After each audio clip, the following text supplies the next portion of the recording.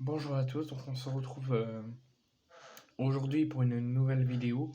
Ça fait très longtemps qu'on n'a pas fait de spécial JT Foot, JT OM.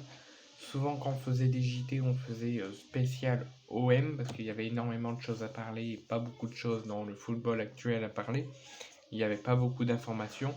Mais là, les saisons vont commencer à reprendre très bientôt. Donc on approche au fur et à mesure de différentes reprises des championnats, tout ça. Donc le mercato va un petit peu s'accélérer, les choix des nouveaux coachs, les prolongations, les arrivées, le départ, ils vont pas tarder à s'accélérer. Il y a déjà plein de rumeurs, plein d'officialisations, ça commence déjà à chauffer. Donc c'est pour ça que j'ai voulu faire un JT Foot, JT OM aujourd'hui. La première info que je peux vous donner, c'est ce qui concerne le Paris Saint-Germain, c'est la résiliation officielle du contrat avec Christophe Galtier. Donc c'est officiel. Jusqu'à maintenant, beaucoup de rumeurs tournaient, beaucoup de vraies rumeurs tournaient, comme quoi c'était quasiment bouclé que Christophe Galtier ne serait plus coach du PSG. Mais il faisait toujours partie en tant que coach du PSG tant que le contrat n'était pas résilié. Le contrat s'est résilié. Le PSG a mis fin au contrat de Christophe Galtier donc avec le PSG. Donc le PSG se retrouvait donc officiellement sans entraîneur.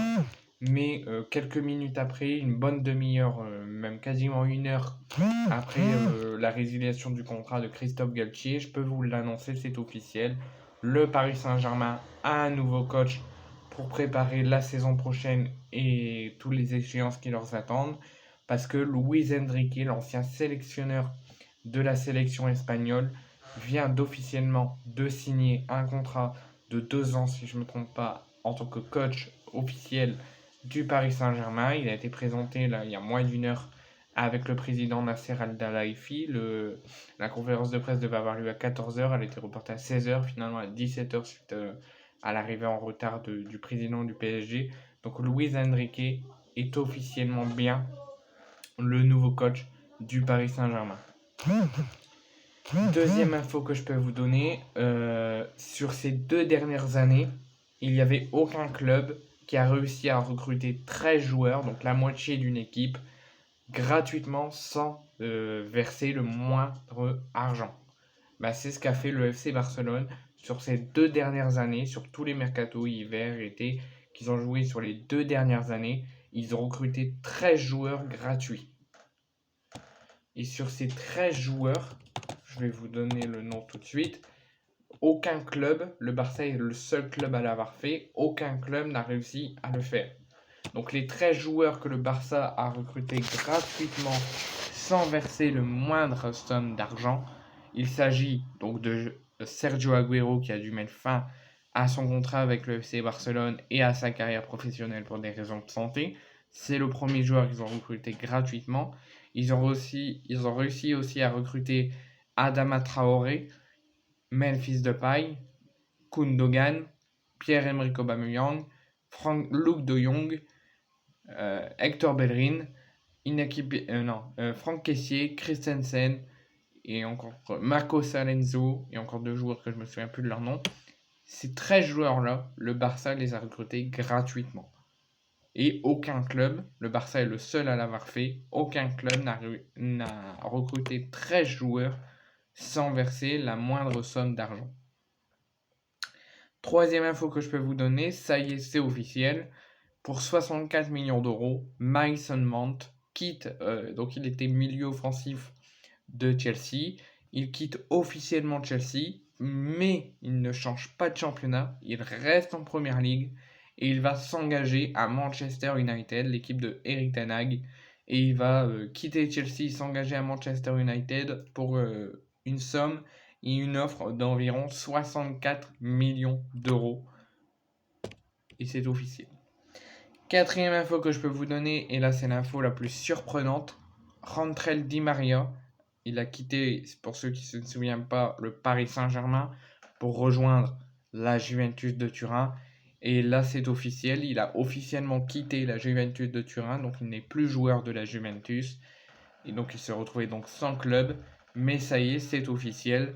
Rantrel Di Maria a retrouvé un club et pas des moindres. parce que 13 ans après son départ du Benfica, il rejoint le Benfica et il fait son grand retour 13 ans après son départ. Donc Di Maria a retrouvé un club après son départ de la Juventus et il fait son retour dans le championnat portugais et à Benfica 13 ans après son départ. Cinquième info que je peux vous donner, c'est encore une info pour le FC Barcelone, c'est Inigo Martinez qui a rejoint le FC Barcelone. Sixième info que je peux vous donner, c'est la sélection du Brésil qui n'avait plus de sélectionneur à l'heure actuelle jusqu'à aujourd'hui, après la Coupe du Monde au Qatar et l'élimination. La sélection brésilienne cherchait très activement leur nouveau sélectionneur avant l'entame dès 2024 avec la Copa América, et c'est chose faite. Carlo Ancelotti va devenir officiellement, ça y est, c'est fait, il sera le sélectionneur du Brésil et il prendra ses fonctions de sélectionneur du Brésil à partir de la Copa América 2024.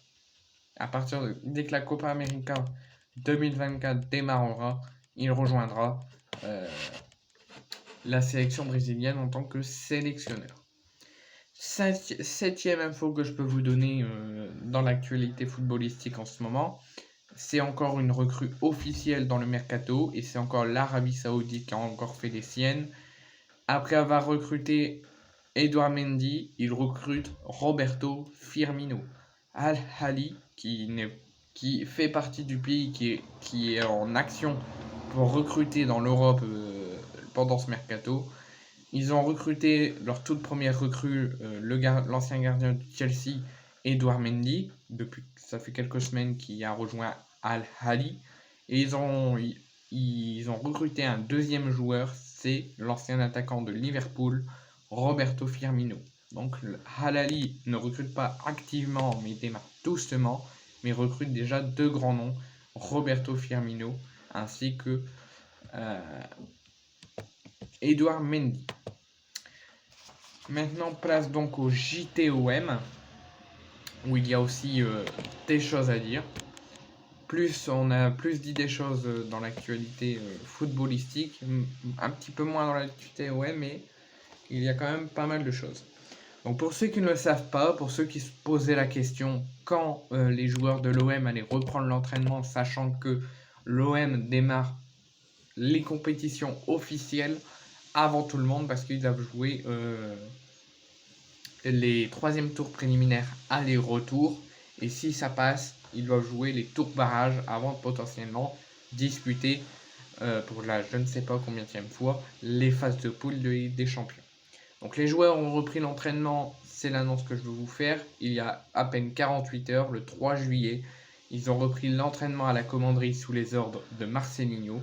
Enfin, quand ils ont repris, ils ont tout de suite fait un entraînement, mais pas sous les ordres de Marcelinho parce qu'il y a eu un petit peu de retard, il devait arriver en même temps que les joueurs, finalement il est arrivé dans la soirée. Donc le lendemain, il y a eu la conférence de presse de présentation. Donc les joueurs ont repris le 3 sous les ordres du staff de Marcelinho qui, eux, étaient déjà sur Marseille.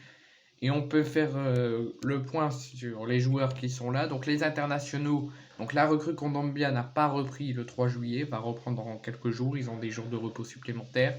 Et tous les joueurs qui ont été sélectionnés avant la reprise du 3 juillet vont eux aussi pas reprendre le 3 juillet, mais un petit peu plus tard. Mais ceux qui étaient là, on peut déjà citer quelques noms, pas tous les noms, mais on peut en citer quelques-uns. Isaac Touré, Javier Ribalta l'a annoncé en conférence de presse de présentation, il ne reviendra pas à Auxerre, il va signer définitivement à l'OM, parce qu'il va notamment partir le 17 juillet jusqu'au 27 ou 28 juillet avec l'OM en stage en Allemagne. Donc il a repris l'entraînement avec le groupe en tant que joueur de l'OM. Donc Isaac Touré était à l'entraînement. Ensuite, il y a eu Partou Gelmaz, le jeune Turc qui annonçait un petit peu sur le départ, mais aussi pour le garder. Donc on ne sait pas qu'est-ce que son avenir sera fait, mais en tout cas, il a aussi repris avec les joueurs.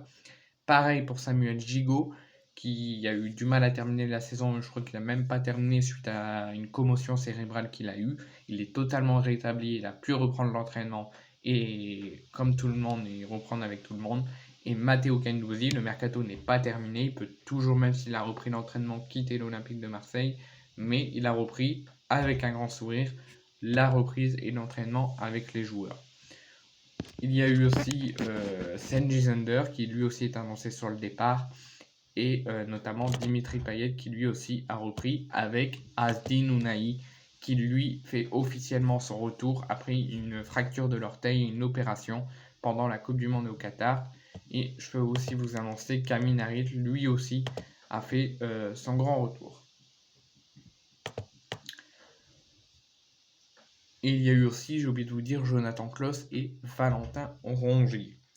Deuxième info que je peux vous donner, pour ceux qui ne le savent pas, les nouveaux maillots ont pris du retard à être annoncés et à être sortis, mais les nouveaux maillots domicile et extérieur pour la saison prochaine 2023-2024 sont officiellement sortis depuis hier ou avant-hier, je ne sais plus, et sont aussi officiellement sortis sur les boutiques en ligne du club et sur les boutiques à Marseille pour le maillot domicile et extérieur.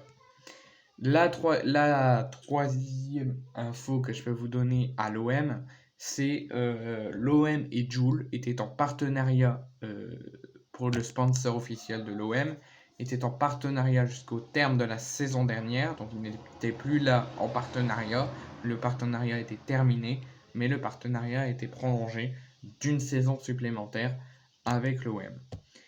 Quatrième info que je peux vous donner, c'est l'info que je vous ai donnée en vidéo juste avant. Sead Kolasinac va officiellement quitter l'Olympique de Marseille. Vous pouvez voir ma vidéo juste avant que je vous explique avec plus d'informations. Pareil pour Alexis Sanchez qui plaît à Marcelinho, mais son avenir est encore incertain. L'OM fait tout pour le conserver et a même proposé une signature conséquente et une augmentation de salaire de 25% par rapport à ce qu'il touchait la saison dernière, soit 500 000 € mensuels. Et je vous ai tout expliqué lors de la vidéo précédente. Ensuite, je peux vous annoncer aussi que l'OM se dirige pour la saison qui va bientôt démarrer dans moins d'un mois et demi, voire même un mois. Le Stade Vélodrome se dirige vers un nouveau record de 48 millions d'abonnés qui ont déjà pris leur abonnement à moins d'un mois et demi de la reprise. Nouvelle info que je peux vous donner, c'est en cas de départ ou en cas d'éventualité que Sanchez ne prolongerait pas à l'Olympique de Marseille et viendrait à quitter l'Olympique de Marseille, ça serait un gros échec de la part de Longoria et de l'OM, mais l'OM se fixe déjà sur l'avenir et aurait bien exploité la piste de Wissam Ben Yedder, l'attaquant de Monaco, et je pense que ça serait un gros échec et vraiment dommage si Sanchez quitterait l'OM. Mais si jamais ça se fait, il faudra bien sûr tourner la page malheureusement. Mais je pense que Wissam Ben Yedder pourrait bien être un bon attaquant pour l'Olympique de Marseille. L'info que je peux vous donner, c'est un jeune qui va peut-être intégrer le centre de formation et après le groupe professionnel, ou peut-être directement le groupe professionnel, je ne sais pas. Mais Luri Moreira, un très jeune de 19 ans, je crois, de championnat portugais à Benfica, est en fin de contrat actuellement avec Benfica et va quitter officiellement Benfica pour rejoindre l'Olympique de Marseille. Avant-dernière info que je peux vous donner, c'est Alan Saint-Maximin qui va quitter officiellement Newcastle. Il y a de la concurrence, Everton, Crystal Palace et l'AC Milan vont en renseignement près de Newcastle et veulent le recruter, mais il y a aussi l'Olympique de Marseille qui, pas pour la première fois parce que depuis plusieurs mercato, depuis plusieurs années, il est dans le viseur de l'OM, mais Alan Saint-Maximin devrait rejoindre, est aussi la priorité de l'OM.